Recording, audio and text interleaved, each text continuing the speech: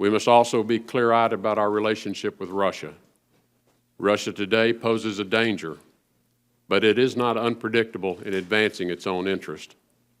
It has invaded the Ukraine, including the taking of Crimea, and supported Syrian forces that brutally violates the laws of war. Our NATO allies are right to be alarmed at a resurgent Russia. But it was in the absence of American leadership that this door was left open and unintended signals were sent. We backtracked on commitments we made to allies. We sent weak or mixed signals with red lines that turned into green lights. We did not recognize that Russia does not think like we do. What would you have done or recommended to have been done to prevent Russia from doing what it did?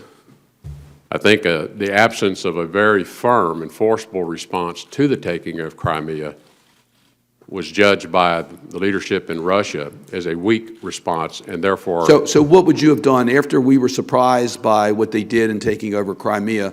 What should the U.S. leadership have done in response to that we didn't do? I would have recommended that the Ukraine take all of its military assets it had available, put them on that eastern border, provide those assets with defensive weapons that are necessary just to defend themselves, announce that the U.S. is going to provide them intelligence and that there will either NATO or U.S.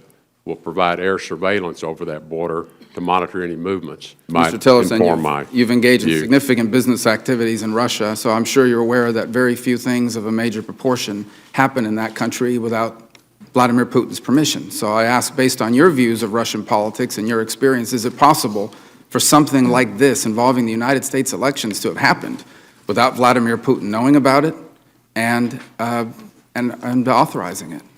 I think that's a fair assumption. That he would have Yes. needed to.